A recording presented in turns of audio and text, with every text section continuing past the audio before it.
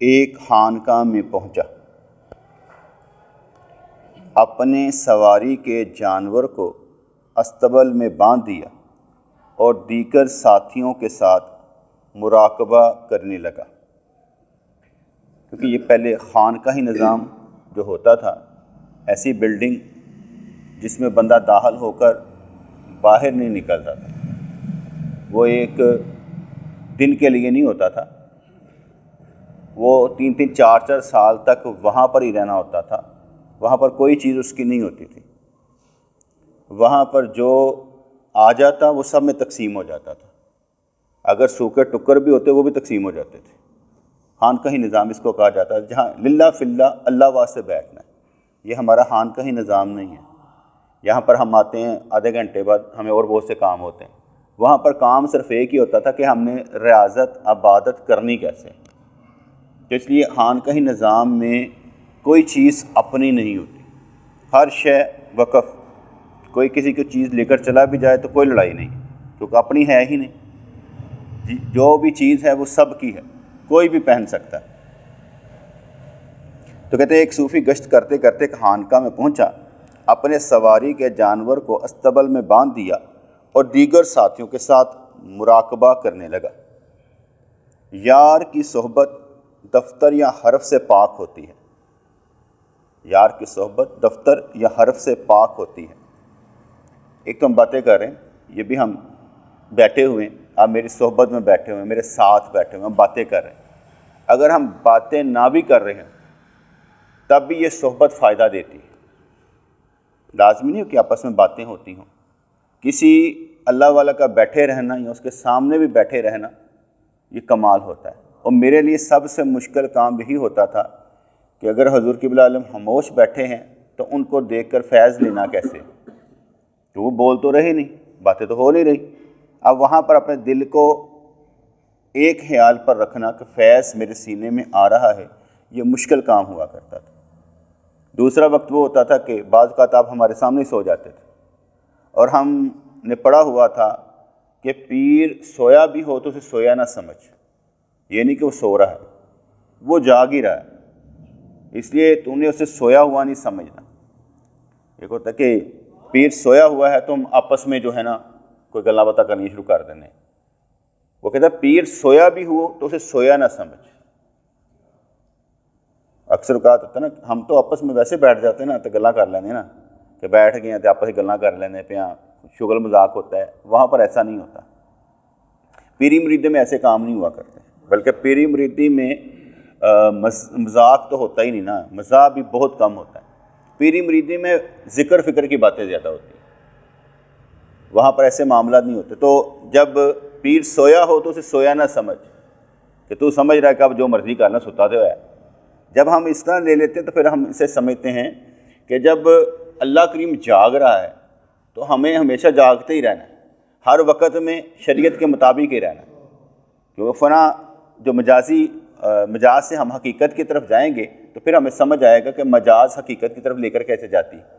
تو پیر کو سویا ہوا نہ سمجھ کے وہ سویا ہوا ہے، وہ سویا بھی جاگ رہا ہے، کیونکہ اللہ کریم تو ان کو دکھا سکتا ہے نا کہ بندہ کیا سوچ رہا ہے اور کیا کر رہا ہے، ان کے دل پر کچھ بھی وارد ہو سکتا ہے۔ تو اس لیے خانقاہی نظام میں وہ کہہ رہے ہیں کہ یار کی صحبت دفتر یا حرف سے پاک ہوتی ہے، وہاں تو برف کی طرح سفید دل کے صفا کچھ نہیں۔ اور یہ سفید دل بھی حکم ماننے سے ہوتا ہے۔ میں نے آگے بتایا کہ ہم کنڈیاروں میں بیٹھے ہوئے تھے، محفل تھی، تو ہمارے پیر مرشد کی جب طبیعت خراب ہوئی تو آپ کمرے میں آ گئے، ہم بھی ان کے پیچھے۔ ہمارے نزدیک اہمیت کیا رکھے کہ یار کو محفل ہے، ہمیں کیا لینا دینا، ہم بھی ان کے پیچھے آ گئے۔ آپ نے ہمیں دیکھا تو آپ نے فرمایا کہ آپ کیا لینے آئے؟ صحیح آپ کو دیکھ کر آئے۔ آپ نے میری تو طبیعت خراب تھی اس لیے آیا، آپ کس لیے آئے؟ بڑی شرمندگی ہوئی کہ یہ کیا بات ہوئی۔ آپ نے فرمایا کہ جہاں پر بٹھایا وہیں بیٹھے رہو، کیونکہ وہاں پر بات ہو رہی ہے، نعت ہو رہی ہے، ذکر ہو رہا ہے، کیا کہتے ہیں تعلیم دی جا رہی ہے۔ اب وہاں سے اٹھ کر ادھر آ گئے میرے پاس، کیونکہ ہر وقت میں پیر تعلیم نہیں دے رہا، یہ اب میں تعلیم دے رہا ہوں۔ ہر وقت میں پیر تعلیم نہیں دے رہا، ہر وقت میں وہ شریعت سے باہر نہ بھی ہو لیکن وہ تعلیم نہیں دے رہا۔ اصل معاملہ تعلیم کے ساتھ، کیا ہم بیٹھے ہیں، یہ اصل مسئلہ ہے یہ والا، کہ جہاں پر انسان کچھ گین کرتا ہے، کچھ لیتا ہے، کچھ سمجھتا ہے، ویسے جو بیٹھنا ہوتا ہے وہ اور طرح سے ہوتا ہے، لیکن یہاں پر کیا ہوتا ہے، کچھ سیکھنا سکھانا ہوتا ہے۔ تو آپ نے فرمایا کہ جب بندہ کوئی نیک بات سنتا ہے، کوئی دل کو بات لگتی ہے، تو سفید داغ پڑتا ہے سینے پر، دل پر، تو آپ لوگ اٹھ کر آگے، اب تک پتہ نہیں آپ کتنا اپنا نقصان کر چکے ہوں گے۔ اب یہ بات مجھے سمجھ آ گئی تھی کہ بھئی میرے پیر و مرشد نے فرما دیا جہاں پر بیٹھنا ہے وہاں پر بیٹھو۔ اس کے بعد کہیں پر بھی ہوتا تو میں بیٹھا رہتا تھا، میں نہیں اٹھ کے جاتا تھا، اس لیے کہ ان کی بات مجھے سمجھ میں آ گئی تھی کہ حکم تو پیر کا ہے، اب تو ان کے پیچھے پھر رہا ہے، جس جہاں بٹھا دیا بیٹھ جا، بس چپ کر کے، ادھر ادھر نہیں جانا، چپ کر کے بیٹھا رہا۔ تو یہ بات مجھے سمجھ میں آ گئی تھی کہ ان کا حکم ماننا ہے، جو انہوں نے سفید داغ کا فرمایا ہے، وہ صرف جذبہ پیدا کرنے کے لیے ہوتا ہے کہ بھئی وہاں پر بیٹھا رہے، جب نیک بات سنے گا تو تمہیں دل پر اثر ہوگا، ایک ایک نیکی کرنے پر دل جو ہے وہ نقطہ لگتا رہتا ہے اور سفید ہو جاتا ہے، اور تم اٹھ کر میرے پاس آ گئے۔ تو اس لیے پھر اس کے بعد میں کبھی نہیں اٹھا۔ اب آپ کبھی غور و فکر کریں، جو دوست جاتے ہیں ہمارے ساتھ عرس پر، جب صبح کے وقت میں لوگ چائے وغیرہ پینے گئے ہوتے ہیں اور وہاں پر مسجد میں قرآن خوانی ہو رہی ہوتی ہے، ہم وہیں پر بیٹھے رہتے ہیں، میں نہیں اٹھ کر جاتا کہ بھئی وہاں سے اٹھ کر جایا جائے، جس کام کے لیے آیا ہوں وہیں پر بیٹھا رہتا۔ بعض کا یہ بیک بون میری درد کرنی شروع کر دیتے، لیکن میں کہتا ہوں نہیں، میں نے بیٹھنا وہیں پر ہے، کیونکہ ہم بیٹھنے آئے ہوئے ہیں، ہم ادھر ادھر حرکت کرنے تو آئے نہیں ہوئے۔ اس بیٹھنے کو بھی ہم مراقبہ ہی کہتے ہیں کہ بیٹھے رہو بھی اللہ واسطے۔ تو کہنے وہاں تو برف کی طرح سفید دل کے سوا کچھ نہیں، عقل مند کا توشہ قلم کے نشانات ہوتے ہیں، اور صوفی کا تحفہ انوار الہی کا شکار۔ کہ جو علم والا ہوتا ہے نا وہ لفظوں سے کرتا ہے، لفظوں سے کھیلتا ہے، لفظوں سے سیکھتا ہے، لیکن جو صوفی ہوتا ہے وہ لفظوں سے نہیں کھیلتا، وہ انوار الہی کو جذب کرنے کی کوشش کرتا ہے اپنے خیال کو بٹھا کر کہ نور میرے سینے میں ضرور داخل ہو رہا ہے۔ اس لیے انہوں نے ارشاد فرمایا، اور صوفی کا تحفہ انوار الہی کا شکار، جیسے شکاری ہرن کے قدموں کے نشان پر چل پڑتا ہے، آہر کر ہرن کا نافع اس کا رہنما بن جاتا ہے۔ نافع میں ہوتی ہے خوشبو نا، تو وہ کہتے ہیں وہ تلاش کرتا رہتا ہے نا تاکہ وہ کستوری مل جائے، تو اس لیے وہ اس کے پیچھے پیچھے چلتا رہتا ہے اور اس کے پیچھے چل کر وہ منزل کو پا لیتا ہے، اس لیے کہ اس نے نشانات قدم کی قدر کی اور اس طرح نافع کی خوشبو سے منزل تک لے گئی۔ سالک جو ہوتا ہے، وَإِذَا سَأَلَكَ عِبَادِي عَنِّي فَإِنِّي قَرِيبٌ، یہاں سے نکلا ہے کہ سوال کرتے ہیں تیرے بارے میں محبوب، میرے بارے میں سوال کرتے ہیں کہ اللہ کہاں ہے، تو انہیں کہیں کہ فَإِنِّي قریب، وہ بے شک قریب۔ تو یہاں سالک فرط شوق میں مطلوب حقیقی کی منازل قرب طے کرنے لگتا ہے، پھر اللہ کی جانب سے جذب و کشش ہوتی ہے، محبت کو کھینچتی ہے، محبت کو کھینچتی ہے، آپ کی ہی محبت اللہ سے، اللہ کی محبت لائے گی، محبت کو کھینچتی ہے۔ آپ جس سے محبت کریں گے، جس کے ساتھ محبت کریں گے، محبت کو کھینچتی ہے، اور محبت سے بڑھ کر کوئی چیز نہیں ہے۔ محبت میں کیا کہتے ہیں، کوئی منافع نہیں ہوتا، کوئی کیا کہتے ہیں مفاد نہیں ہوتا۔ محبت میں دونوں طرف سے قربانی ہوتی ہے، احساس ہوتا ہے، اور احساس ہی محبت کا دوسرا نام ہے۔ ایک کہتا ہے نا بندہ کہ مجھے آپ سے محبت ہے، مجھے اس کی سمجھ نہیں آتی۔ محبت احساس کا دوسرا نام ہے کہ بندہ احساس کیسے کرتا ہے اور کتنا کرتا ہے۔ محبت یہ ہے، لفظوں میں تو نہیں ہوتا جی مجھے تم سے بڑا پیار ہے، یہ کیا پیار ہوا، احساس۔ اس لیے کوئی مجھے کہے تو میں کہتا ہوں محبت احساس کا نام ہے، اگر احساس نہیں تو محبت نہیں۔ محبت جو کر رہا ہوتا ہے وہ دنیا داری نہیں کر رہا ہوتا، وہ احساس کرتا ہے۔ اس میں بہت سی چیزیں آ جاتی، نقطے آ جاتے ہیں، بعض اوقات میں کچھ سمجھانا چاہتا ہوں، کچھ نہیں سمجھانا چاہتا، کیونکہ وہ سمجھانے کا مطلب یہ ہوتا ہے کہ جیسے کسی نے پوچھا زہد کی تعریف بتائی جائے، آپ ایک بزرگوں سے پوچھا تو آپ نے کہا اگر میں زہد کی تعریف بتاتا ہوں تو اللہ تبارک و تعالیٰ کا شکوہ ہو جاتا ہے کہ میرے پاس کچھ نہیں ہے، تو اس لیے میں زہد کی تعریف نہیں کرنا چاہتا۔ عملی تعریف کیا ہوگی کہ عملی طور پر جب زہد کی تعریف کی جائے گی تو زہدانہ زندگی تو پھر ویسی ہی ہوتی ہے نا، کہ جس میں اپنے پاس ککھ نہیں ہوتا، کھانے کو ملتا کچھ نہیں ہے، تو تو زہدانہ زندگی کچھ اور طرح کی ہوتی ہے. تو کہتے ہیں میں نہیں کر سکتا، اس لیے نہیں کر سکتا کہ پھر اللہ کی جو ہے نا وہ شکوہ گلہ ہو جاتا ہے. ایک ہوتا ہے زہدانہ زندگی، ایک ہوتا ہے غریبانہ زندگی. غریبانہ زندگی میں انسان کی تڑپ ہوتی ہے کہ مجھے کچھ مل جائے. زہدانہ زندگی میں یہ تڑپ نہیں ہوتی کہ مجھے کچھ ملے. غریبانہ زندگی میں تڑپ ہوگی کہ مجھے کچھ ملے، یار میرے پاس کچھ نہیں ہے، میں غریب ہوں. جیسے اکثر میں واقعہ سنایا ہے، جیسے توکل شاہ علیہ رحمہ کے پاس ایک بندہ آیا تو بہت خوبصورت لگ رہا تھا، ایسے لگ رہا تھا کہ اللہ کا ولی ہے.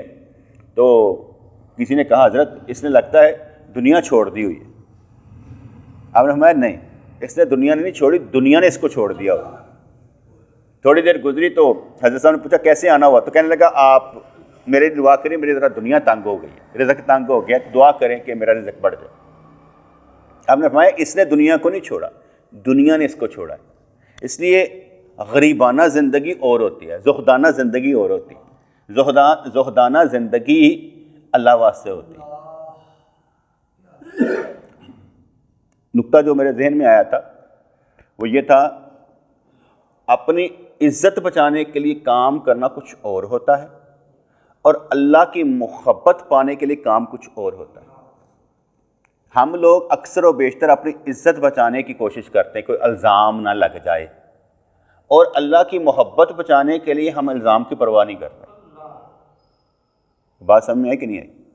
کہ عزت بچانے کے لیے کام کچھ اور ہوتا ہے اور محبت کے لیے کام کچھ اور ہوتا ہے. کیونکہ محبت الزام نہیں دیکھتی ہوتی، لیکن عزت جو ہے نا وہ کہتی ہے کوئی الزام نہ لگ جائے، اس لیے وہ سارے کام الزام بچانے کے لیے کر رہا ہوتا ہے. تو عمومی طور پر لوگ اپنی عزت بچاتے ہیں، اور محبت کیا کہتی ہے؟ وہ الزامات سے ذرا ماورا ہوتی ہے، وہ الزامات کی پرواہ نہیں کرتے. وہ کہتے ہیں مجھے کیا، میرا کیا کچھ ہے. اکثر و بیشتر ہم لوگ جو جتنے بھی ہیں نا اوورال، یہ اپنے کردار بنانے کے چکروں میں ہوتے ہیں، پھنستے رہتے ہیں. کردار بھی پھنسا دیتا ہے. کردار کی بھی ڈگڈگی جو ہوتی ہے نا انسان کو ایسے مقام پر لے جاتی ہے، اب وہ کردار کے لیے کام کر رہا ہوتا ہے، اللہ کے لیے نہیں کر رہا ہوتا. وہ بھی اپنی عزت بچانے کے لیے کام کر رہا ہوتا ہے، اللہ کے لیے نہیں کر رہا ہوتا کہ یار میرا کردار یہ ہے، میں کیوں ایسا کروں. حالانکہ اللہ کے لیے جب کام کرے گا تو کردار ایسے ایسے ہوتا رہے، کیا فرق پڑتا ہے؟ وہ کردار صرف اللہ کے سامنے ہی ہوتا ہے. تو عزت بچانے کے لیے اور ہے اور اللہ کی محبت کے لیے کچھ اور ہے. تو نقطہ سمجھ آیا کہ نہیں آیا؟ میں ایکسپلین کیا ہے کچھ کہ اللہ کے لیے کچھ اور ہوتا ہے اور عزت بچانے کے لیے کچھ اور ہوتا ہے. غریبانہ زندگی اور ہوتی ہے اور زہدانہ زندگی اور ہوتی ہے. ہوتی وہ بھی غریبانہ نہیں ہے لیکن اس میں زہد ہوتا ہے. ٹھیک ہے نا؟ غریبانہ زندگی میں زہد نہیں ہوتا، وہ زاہد نہیں ہوتا بندہ. تو پھر کہتے کہ سالک فرط شوق میں مطلوب حقیقی کی منازل قرب طے کرنے لگتا ہے. یہ منازل بیٹے کچھ نہیں ہوتی، منازل کچھ نہیں ہوتی. کیونکہ ہم جب لفظ پڑھتے ہیں نا تو منزلیں ہوتی ہیں، یہ ہوتا ہے. میں نے سارا تجزیہ جب کیا نا تو میں یہ سمجھا، اس بات پر آ گیا کہ منازل کچھ نہیں ہوتی. جب تیری خوبیاں جو تیرے اندر پیدا ہوتی یہ تیری منزل ہے، تیری کوالٹیز تیرے اندر کی منزل ہے. بات سمجھ میں کہ نہیں؟ اگر تیرے اندر کوالٹیز پیدا ہوتی نا، اگر تیرے اندر شکر پیدا ہوتا ہے، اگر تیرے اندر صبر پیدا ہوتا ہے، اگر تیرے اندر توکل پیدا ہوتا ہے، اگر تیرے اندر یقین پیدا ہوتا ہے، یہ ہے منزل. قرب کی منزلیں یہ ہیں کہ آپ کسی مقام پر ہیں. اس لیے منزلوں کا حساب نہیں رکھا جا سکتا اور ہر ایک کی کوالٹی علیحدہ ہوتی ہے. کوئی کس بڑی سے بڑی بات پر بھی صبر کر جاتا ہے، کوئی چھوٹی بات پر صبر کر کہتا ہے میں نے بہت کچھ دیکھا ہے. جب تک آپ زندہ ہیں آپ بہت کچھ دیکھیں گے. آپ کو جہاں سے امید بھی نہیں ہوگی وہ بھی دیکھ لیں گے اور کہیں گے یہ کیا ہوا، پتہ نہیں لگا یار ایسے تو نہیں ہونا چاہیے تھا. تو اس لیے سالک فرط شوق میں مطلوب حقیقی کے منازل قرب طے کرنے لگتا ہے. یعنی اسے وہ ڈر لگ جاتا ہے کہ میں ایسا کوئی عمل نہ کروں جس سے میرا رب جو ہے وہ ناراض ہو جائے یا اس کی محبت میں کمی ہو جائے. ناراض کا لفظ نہیں بولتے، اس کی محبت میں کمی ہو جائے. وہ محبوب کی محبت میں کمی سے ڈرتا ہے، وہ اس کی نظر سے گرنا نہیں چاہتا، اس لیے وہ کوشش کرتا ہے کہ غلطی نہ ہو بلکہ ایسے کام کرے جس سے اس کی خوشنودی حاصل ہو سکے. تو سالک فرط شوق میں مطلوب حقیقی کی منازل قرب طے کرنے لگتا ہے. پھر اللہ کی جانب سے جذب و کشش ہوتی. ایسے بتا نا کہ محبت کو کھینچتی ہے. محبت نفرت کو نہیں کھینچے گی۔ آپ اگر کسی نفرت والے بندے سے، جو آپ سے نفرت کرتا ہے، اس سے بھی محبت کریں گے تو اس کی محبت جو اس کے اندر ہوتی ہے اس کی نفرت کو نیچے لے جائے گی اور محبت اوپر آ جائے گی۔ بچپن میں نا مجھے یہ احساس ہوتا تھا کہ ہمارے والد صاحب جو ہے نا وہ ہم سے زیادہ ہمارے پھپھی کے بچوں سے زیادہ پیار کرتے ہیں۔ میرا یہ خیال تھا میرا یہ خیال تھا کہ ہم سے زیادہ وہ ہمارے پھپھی کے بچوں سے زیادہ پیار کرتے ہیں۔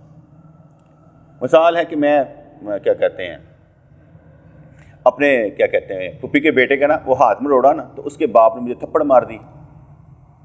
اب ایک جب تھپڑ کھا کر بندہ آتا ہے نا تو اس کا خیال ہوتا ہے کہ اب میرا باپ مجھے میرے آگے کہ اچھا میں پوچھتا ہوں یار انہیں کیوں مارے۔ اب جب ابو کو پتہ چلا کہ انہوں نے مارا، ایک تھپڑ انہوں نے مجھے مار دیا اور کہا جا معافی مانگ کے آ۔ اب یہ جو چیز تھی نا یہ ایک میرے لیے تکلیف دہ امر، بلکہ یہ بھی نہیں کہا بلکہ کہا اپنی والدہ کو بھی جا کے کہے اس کے ساتھ معافی مانگ کے آ۔ اب اس سے بھی زیادہ تکلیف دہ تھی کہ میری ماں نے تو کچھ کیا ہی نہیں ہے تو اس کو کیوں کہا جا رہا ہے جا کے تو معافی مانگ کے آ۔ اب یہ جو چیز تھی نا تو یہ احساس پیدا کرتی تھی کہ ان کو ان سے زیادہ محبت ہے، ہم سے نہیں ہے۔ ہوگی ضرور، میں یہ نہیں کہہ رہا، لیکن جو نظر آ رہا ہوتا تھا وہ یہ تھا کہ ان کو ان سے محبت ہے۔ میں نے جب اس چیز کو جج کیا تو اندر سے ایک نقطہ نکالا، ایسا نہیں ہے کہ اس کے اندر محبت نہیں ہے۔ اگر محبت ہے تیرے لیے نہیں کسی کے لیے ہے تو محبت اس کے اندر موجود ہے۔ اب تو نے اپنے حصے کی محبت نکالنی اس کے اندر سے۔ اس کے بعد میں نے اپنے حصے کی محبت نکالنے کی شروعات کی کہ ابتدا کی کہ میں نے اس کے اندر سے محبت نکال نہیں کر سکتا۔ کچھ چیزیں اس طرح گین کرنی پڑتی نا بیٹے۔ آپ مجھ سے محبت کریں گے کس لیے، کیا چیز نکالنا چاہتے ہیں وہ نکلے گی۔ تو وہ پھر میں نے گین کیا، اس چیز کو میں نے گین کیا کہ محبت نکالی کیسے جا سکتی۔ تو کسی وقت میں آپ یہ محسوس کریں کہ وہ اگلا آپ کو پیار نہیں کرتا تو اس کا مطلب یہ نہیں وہ کسی سے پیار نہیں کرتا۔ اگر وہ کسی سے بھی پیار کرتا ہے تو اس کے اندر پیار کا ہانہ موجود ہے۔ اب آپ نے اپنے حصے کا پیار نکالنا ہے۔ آپ یہ کہیں کہ اللہ مجھ سے پیار نہیں کرتا تو آپ کا مطلب یہ ہوگا کہ اللہ کا پیار کرنے کا انداز کیا ہو۔ آپ نے انداز کیا رکھا ہوا ہے کہ میرا رب مجھے پیار نہیں کر رہا اس لیے مجھے کچھ دے نہیں رہا۔ مطلب کیا ہے؟ پیار کا کیا ہے؟ وہاں تو پیار کا مسئلہ ہی ہو رہا ہے۔ 3 دوست حج کرنے کے لیے گئے، اے نے کہا کہ میں دعا مانگی کہ یا اللہ مجھے بہت بڑا عالم بنا دے۔ دوسرے نے دعا مانگی یا اللہ مجھے وقت کا قاضی بنا دے۔ تیسرے نے کہا یا اللہ مجھے اپنی محبت عطا کر۔ واپس آ گیا، وقت گزرا، ایک عالم بن گیا، ایک قاضی بن گیا، ایک کو بیماری لگ گئی۔ جس نے محبت مانگی سے بیماری لگ گئی۔ تو اس نے عرض کی یا اللہ میں نے تجھ سے پیار مانگا تھا، ان کو تو دونوں شے مل گئی، مجھے بیماری لگ گئی۔ اللہ کریم نے فرمایا میری محبت ایسی ہی ہوتی ہے۔ اب محبتیوں کو جو کچھ ملتا ہے وہ یہ سمجھتے ہیں یہ کیا۔ اگر ہمیں کوئی ایسی پریشانیاں یکے بعد دیگرے آئے نا تو ہم ڈر جاتے ہیں، ہم کہتے ہیں ساڑھے تک کچھ ہوا ہے۔ محبت کا اپنا ہی کمال ہے کہ آتی ہوئی پریشانیاں بھی آئیں لیکن دل میں یہ ہو کوئی مسئلہ نہیں ہے، اللہ کریم جو کر رہا ہے ٹھیک کر رہا ہے، اس سے کیا گلا شکوہ، بڑے سے کوئی شکوہ گلا نہیں ہوتا۔ جب اس کو بڑا مانجو لیا تو سمجھ لیا کہ وہ بڑا ہے، اب جو کچھ ہو رہا ہے اس کے حکم کے بغیر نہیں ہو سکتا۔ نہ کوئی جادو، نہ کوئی جن، نہ کوئی جنات، نہ کوئی شیطان، کوئی بھی حرکت میں نہیں آ سکتا جب تک ہونا چاہے۔ اس لیے جب میں نے یہ بات سمجھائی، پھر اللہ کی جانب سے جذب و کشش ہوتی ہے، محبت کو کھینچتی ہے۔ جب اللہ کی جانب سے کشش ہو رہی ہو تو شیطانی مداخلت ممکن نہیں ہوتی۔ جب اللہ کی جانب سے ہو رہی ہو، جب اللہ کی جانب سے کشش ہو رہی ہو اور ہمارا ارادہ بالکل پاک صاف ہو، اس میں بھی شیطانی بات نہ ہو، مفاد نہ ہو، تو جب اللہ کی جانب سے کشش ہو رہی تو شیطانی مداخلت ممکن نہیں ہوتی۔ اسی وجہ سے مجذوب سالک سے افضل ہوتا ہے۔ میں نے آپ بتایا کہ پہلے ہم مجذوب، ہمارے طریقہ نقش بندی ہے، پہلے ہم مجذوب کہ اپنے اندر میں کرتے ہیں سفر در وطن ہوتا ہے، اپنے اندر میں سفر کرتے ہیں، اپنی برائیوں کو چھوڑتے ہیں، اپنی کارکردگی بہتر بناتے ہیں، اپنے اندر ابیلٹیز پیدا کرتے ہیں، اپنے اندر کوالٹیز پیدا کرتے ہیں، تاکہ اوپر جاتے ہوئے یہ جو اگر صفائی نہ کی ہو تو اوپر جاتے ہوئے یہ صفائی نہ کی ہو تو نیچے کھینچ لیتا ہے. یہ نفس جو ہوتا ہے نا یہ مطمئنہ نہیں نہ بنتا تو یہ نیچے کھینچ لیتا ہے. اس لیے سب سے پہلے اس کی صفائی ہونی چاہیے کہ آپ کے اندر کے ساری قدورتیں جو ہے نا ختم ہونی چاہیے اور آپ کے لطائف روشن ہونے چاہیے. تو جب اللہ کی جانب سے کشش ہو رہی ہو تو شیطانی مداخلت ممکن نہیں ہوتی. اسی وجہ سے مجذوب سالک سے افضل ہوتا ہے کیونکہ اللہ کی جانب سے کشش ہر قسم کی عبادت سے بڑھ کر ہے. 1 گھنٹہ بیٹھیں آپ مراقبہ کرنے, اگر ایک لہر آ گئی 1 سیکنڈ کی, وہ آپ کے جو آپ نے 60 گھنٹے میں سے 1 سیکنڈ ہے وہ سب سے بہتر ہے. کیونکہ جو لہر کا آنا ہے آسان نہیں ہے, اس کے لیے وہ کہہ رہے پاپڑ بیلنے پڑتے ہیں. تو ہم لوگ کہتے ہیں بس مراقبہ کر رہے ہیں یار ادھر ادھر آ رہے, کوئی فرق نہیں پڑتا. ایک لہر کا انتظار ہوتا ہے کہ جب وہ لہر آتی ہے تو کام بنا جاتی ہے. تو ایسا تو نہیں ہوتا کہ ہم مراقبہ کر رہے ہیں کسی کو لہر ہی پیدا نہ ہو, ایسا تو نہیں ہوتا. ہمارے اندر تو لہریں پیدا ہوتی ہیں کیونکہ اللہ کی جانب سے کشش ہر قسم کی عبادت سے بڑھ کر ہے. اللہ کی کشش کی وجہ سے ہی اولیاء کی روحیں عالم ارواح میں ہی وہ سب کچھ حاصل کر لیتی ہیں جو عوام کو عالم نسوت میں آنے کے بعد حاصل ہوگا. یہاں پر ایک نقطہ ہے نا, کیونکہ جب بچہ پیدا ہوتا ہے نا اس نے کیا کرنا ہے, کیا کھانا ہے, کہاں سے رزق ملے گا, کتنی عمر پائے گا, کب موت آئے گی, سب کچھ لکھا لکھایا ہی پیدا ہوتا ہے. اس لیے بڑے کہتے ہیں جو ماں کے پیٹ سے سعید پیدا ہوا, خوشبخت پیدا ہوا, وہی خوشبخت ہے. اب آپ نے یہ نہیں کہنا میں نہیں, کبھی یہ نہیں سوچنا, نیگیٹو نہیں لے کے جانا. بندہ کہ اچھا پھر پتہ نہیں ساڈا کی ہے, نہیں. ایک نقطہ ہوتا ہے کہ اللہ کریم جب پیدا کرتا ہے نا تو جو ماں کے پیٹ سے ہی سعید پیدا ہوا, کب اس کا نقطہ بدلنا ہے کب ہوگا ہمیں نہیں معلوم, لیکن وہی سعید ہے. کیونکہ بیٹے ہم جس روٹ سے چل کر آئے ہیں نا, میں یہ سمجھتا ہوں ہمارے بچے اس روٹ پر نہیں چلے. ہمارے بچوں کی تربیت اچھی ہوئی ہے کیونکہ وہ اس روٹ پر نہیں چلے جس روٹ سے ہم ہوتے آئے. ان کو کیا کہتے ہیں برائیوں کی طرف کشش نہیں ہوئی, ان کو شیطانیت کی طرف کشش نہیں ہوئی. ہم جس روٹ سے چل کر آئے تھے, ہمارا ادھر آنا جو تھا نا وہ مشکل کام تھا, لیکن اللہ کریم نے کھینچ کر ہمیں ادھر لے آئے.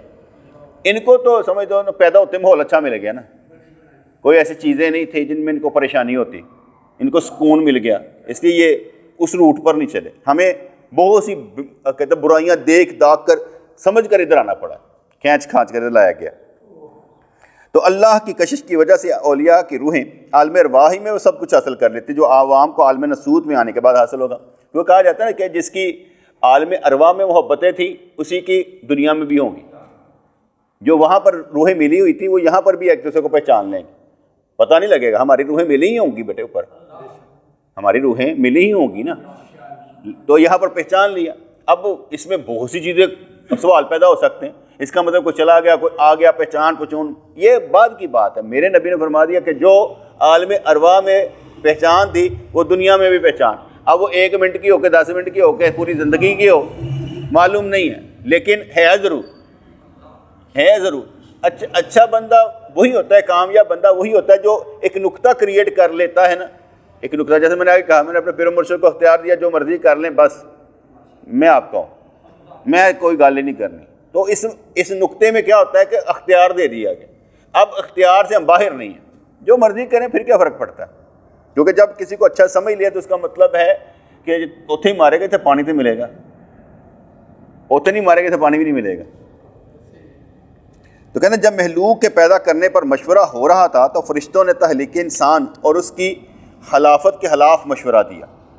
وَإِذْ قَالَ رَبُّكَ لِلْمَلَائِكَةِ إِنِّي جَاعِلٌ فِي الْأَرْضِ خَلِيفَةً قَالُوا أَتَجْعَلُ فِيهَا مَن يُفْسِدُ فِيهَا وَيَسْفِكُ الدِّمَاءَ.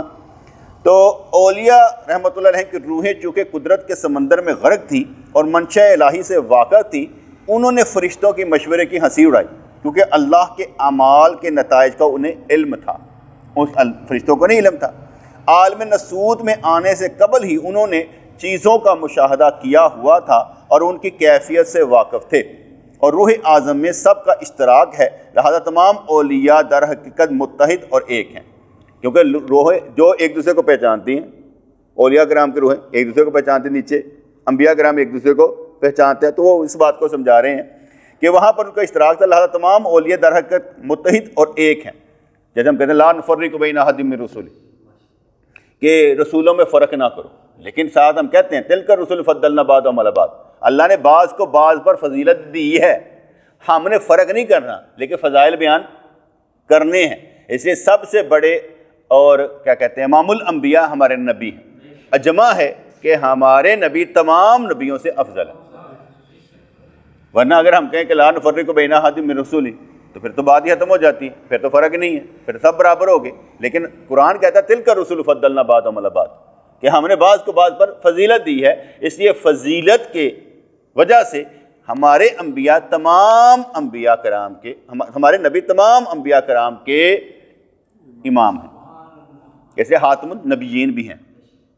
اس کے علاوہ فضائل میں سیدنا ابو بکر کا درجہ بڑا ہے، اور حضرت علی رضی اللہ تعالیٰ عنہ حضرت ابو بکر کے، یا اس طرح کر لیتے ہیں حضرت ابو بکر امام ہیں سیدنا علی کے۔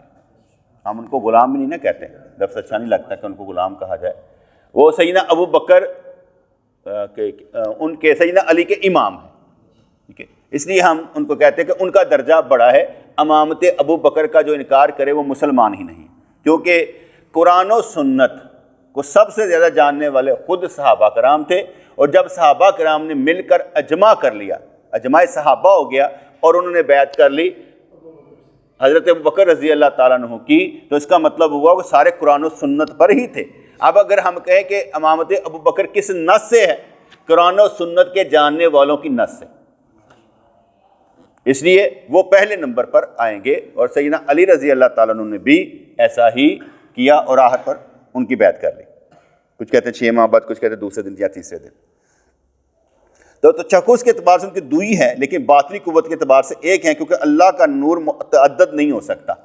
روح تو ہماری ایک جیسی ہوتی ہے نا، روح ایک جیسی ہوتی ہے، اب سواد علیحدہ رہتا ہے، ہانڈیاں دے سواد علیحدہ رہتا ہے، گلاں دے سواد علیحدہ رہتا ہے، باتیں کرنے میں سارے ہم مختلف ہو سکتے ہیں، ٹھیک ہے۔ وہ میں ایک دفعہ گیا نا جوید بھائی کے گھر بمبئی میں، تو مجھے ذرا تکلیف ہوتی ہے، انہوں نے کہا روٹی پکا، اچھا روٹی پکاؤ، ان کی والدہ روٹی پکانے لگی، 1 روٹی آئی 2 آئی، میں کہا بس کر دو، نہیں چاہیے روٹی۔ مجھے یہ تکلیف ہو رہی تھی کہ ان کے والدہ کو جو ہے نا وہ پکانی پڑ رہی، تو بڑا بھائی سے نے بڑا ہنس مکھ سے وہ کہندا یار کی ہو گیا روٹی کھاؤ، 2 3 4 روٹیاں دے بعد میری ماں سدھا ہوندا ہے، وہ کوئی کہندی 15 20 روٹیاں تے پکنیاں چاہیے نے، تسی حالے یار کھاندے نہیں پے۔ مجھے بڑا ہی مزہ ہے اس کی بات کہتا ہے اس کا ماں سے بڑا محبت ہے، ٹھیک ہے، 200 کو لے کر بھی آ جاتا ہے، ماں پراٹھے پکا، ماں انج کر، تو ماں ادھر ذرا رلی ملی رہتی ہے۔ اس لیے جب اس نے بات کی نا، لو گل کرنے والی، اور 2 4 روٹیاں کے بعد میری ماں کا ہاتھ سیدھا ہوتا ہے، دیکھو 15 20 تو یار ساڈے گھر چ 1 روٹی پکانی موت پئی ہوندی، یہ بھی کوئی ادھر اور پکا لو، ساڈا کام میرے کو پکانا۔ تو اپنے اپنے گھروں کے حساب ہوتے ہیں نا، تو ادھر جو مجھے اس کی بات کا مزہ آیا نا وہ بڑا اچھا تھا، یار 2 4 روٹیاں، وہ یار اینیاں روٹیاں پکانا میری ماں کا ہاتھ سیدھا ہوتا ہے۔ اچھا مائیں وہ اچھی وہی لگتی ہیں جن کے اندر اسٹائل ہوتا ہے۔ میں ایک گھر میں گیا، ان کے گھر میں کچھ پکا ہوا نہیں تھا، پتہ نہیں انہوں نے اس والدہ نے نا 15 20 منٹ میں کوئی چیز انڈا شنڈا بنا کے تیار کر کے رکھ پتہ روٹی دکھا، پتہ نہیں کیسے اس نے تیار کر لی۔ ایسی مائیں اچھی ہوتی ہیں جو، یا ایسی عورتیں اچھی ہوتی ہیں جو فٹافٹ ہی کر کے روٹی دے کھاؤ۔ ہمارے گھر میں سوچنا پڑتا منگانا کتوں ہے، کہڑی جگہ تو لے کے آنا، جو گھر میں پکا فٹافٹ رکھے، کوئی نہ کوئی چیزیں تو تیار رکھا کرے نا۔ ہمارے گھروں میں سسٹم نہیں ہے، میں اپنے گھر کی بات کروں، میرے گھر میں یہ سسٹم نہیں کہ بھئی یار پکا ہونا، میرا دل کرتا ہے کہ کوئی نہ کوئی چیز پڑی ہونی چاہیے کہ کوئی مہمان آ جائے اسے فٹافٹ کھلائی جا سکے، یہ کہ باہر جانا پڑے، پھر کسی کے گھر میں جانا ہو تو مجھے تکلیف ہوتی ہے کہ کھانا کھایا جائے، وہ اس لیے یا میں ملنے کے لیے آیا ہوں، ٹھیک ہے، میں جوس لے ہوں، اب وہ جوس لینے چلا گیا، آدھا گھنٹہ لگا کے وہ جوس لے کر آیا بیچارہ، آدھا گھنٹہ میرا اس سے جو ملاقات کا وہ ضائع ہو گیا، فائدہ کیا ہوا؟ بنسبت اس کے کہ تم لے کر آؤ، تم آ جاؤ بھائی، چھوڑو اس کو، ہم بیٹھتے ہیں آپس میں۔ اس لیے میں کسی کے گھر جانے سے پہلے پیٹ بھر کے جاتا ہوں، کہتا ہے یار کھان پینے کی حاجت نہیں ہے، آؤ بیٹھے باتیں کرتے ہیں، باتیں کرنے کے لیے آیا ہوں۔ تو اس لیے انہوں نے فرمایا کہ تشخص کے اعتبار سے ان میں دوئی ہے، لیکن باطنی قوت کے اعتبار سے ایک ہے، کیونکہ اللہ کا نور متعدد نہیں ہو سکتا۔ موجوں کا تعدد ہوا کی وجہ سے ہے، ورنہ در حقیقت وہ ایک ہی ہیں، یعنی موج آتی ہے ایسے کر کے، کہتے ہیں ہوا دی وجہ نہ دیں، ورنہ ایک ہی ہے، موج ایک ہی ہے، لیکن ہوا ان کو ایسے کر کے اوپر گھماتی ہے، پھر لے کے آتے کہتے ہیں موج در موج، لیکن اصل میں کیا ہے؟ وہ ایک ہے۔ تو موجوں کا تعدد ہوا کی وجہ سے، ورنہ در حقیقت وہ ایک ہی ہے۔ روح انسانی تعداد کے باوجود حقیقت میں متحد ہے۔ سب اللہ کی امر ربی، جسے کہتے ہیں امر ربی ہیں، یہ حکم ربی ہیں، یہ روحیں حکم ربی ہیں، اس لیے ان کی سمجھ نہیں آ سکتی۔ جو بھی روح پاک صاف ہوگی وہ دوسروں کو روشنی دے گی، جو روح پاک صاف نہیں ہوگی وہ روشنی نہیں دے گی۔ اکثر کا ہر معاملے میں روح کا اعتبار کیا جا سکتا ہے کہ کس کی روح پاک صاف ہے اور کس کی روح جو ہے کیا کہتے ہیں، میں سمجھنا بندیاں کا پتہ لگتا ہے، ہس مکھ نے، پیار کرنے والے نے، گل بنانے والے نے، محبت کرنے والے نے، انہوں نے مل کے مزہ آتا ہے۔ بہت کم لوگوں سے مل کر مجھے مزہ آتا ہے، بہت کم لوگوں سے مل کر مزہ آتا ہے۔ مزہ کا مطلب یہ کہ جسے بندہ کچھ گین کرتا ہے یا کچھ سیکھتا ہے نا، بہت کم لوگوں سے مل کر مجھے مزہ آتا ہے۔ مجھے یاد ہے کہ میں 2003 میں اکرم بھائی کے ساتھ عمرہ کرنے کے لیے گیا ہوا، تو جدہ ایئرپورٹ پر میں بیٹھا ہوا، تو روزے تھے اس وقت میں، ہم واپس آ رہے تھے، پتہ کرنا تھا کھانا ملے گا کہ نہیں ملے گا ان کی طرف سے۔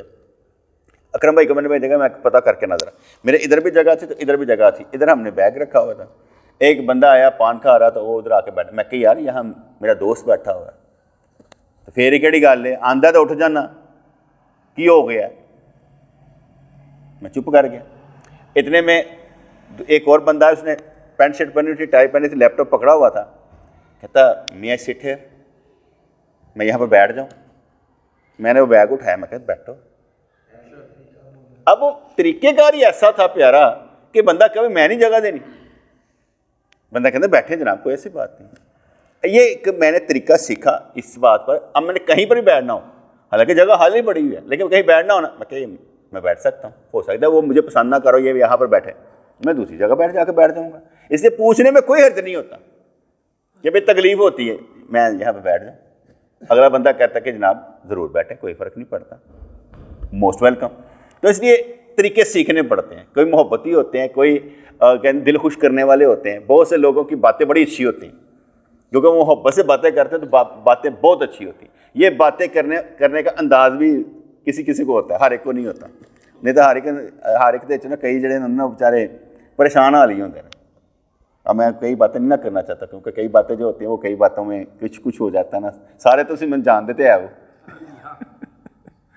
اسی ایک دوسرے نے جان دے نا، ویسے میں گل کرتے کہ میں رک جانا وا کہ یار انہوں نے کہنا سائیں نے گل وہی وجہ نہ کی ہے، سائیں نے گل وہی وجہ نہ کی، تو میں اس میرے دن ضرورت دھیان رکھنا کہ نہیں یہاں پر بیٹھے میں نے بات کوئی نہیں کرنی۔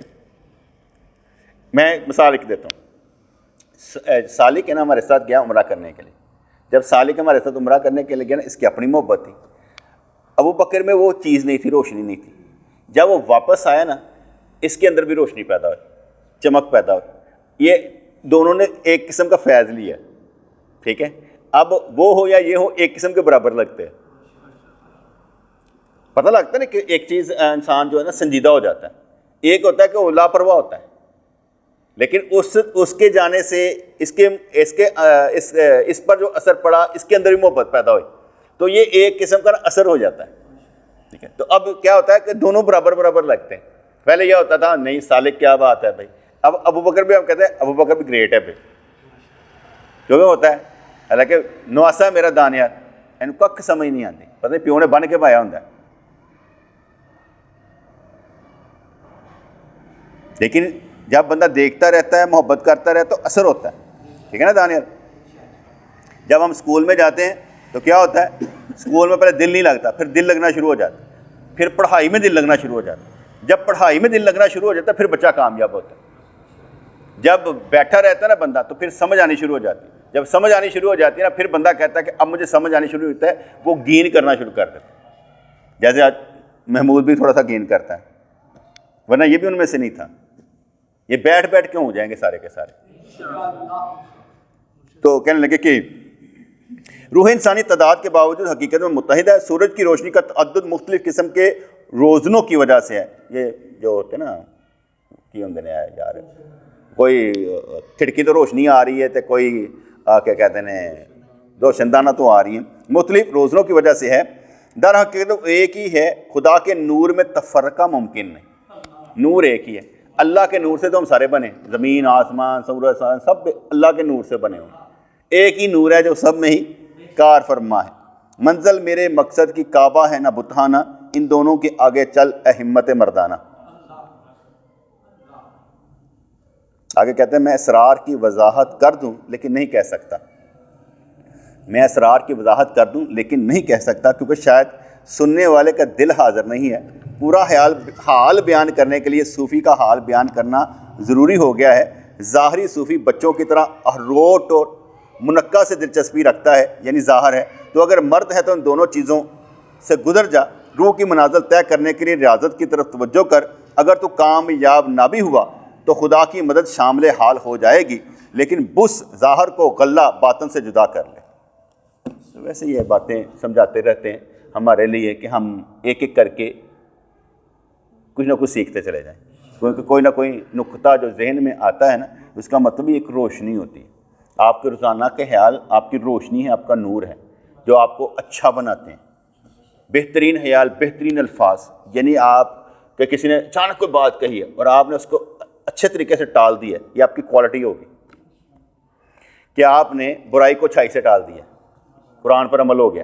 تو اس لیے جیسے کوئی وائی آپ نے اچھا لفظ ادا کیا، اس کا اپنا مزہ آ جاتا ہے کہ یار اس نے الفاظ اچھے ادا کیے ہیں۔ تو اللہ کریم ہمارے دل کی آواز کو سنیں اور آپ سب کا بھلا کرے، آپ کی پریشانیاں دور فرمائے، آپ سے محبت کرے، آپ کے غم دور کرے، آپ کو ایسا مسکراتا رکھے کہ آپ کی مسکراہٹ میں کبھی کمی نہ آئے، ہمیشہ آپ کے چہرے پر رونق رہے، اور وہ رونق کا تعلق ایمان کے ساتھ ہو، اور ہمیشہ غائب ہوں یا حاضر اللہ تعالیٰ سے محبت کرتے نظر آئیں۔ کسی مشقت میں اللہ کریم ہمیں نہ ڈالے، بلکہ آسانیوں سے ہمیں منزل طے کروا دے، کیونکہ ہم لوگ وہ ہیں جو محبت سے پلتے ہیں۔ مجاہدہ کم ہوتا ہے، پیار ہی ہمیں آگے لے کر جاتا ہے۔ انشاءاللہ تعالی اللہ کریم ہم سب پر کرم کرے گا۔ ربنا تقبل منا انک انت السمیع العلیم وتب علینا انک انت التواب الرحیم۔ یا اللہ یا رحمان ثبتنا علی الایمان، آمین برحمتک یا ارحم الراحمین۔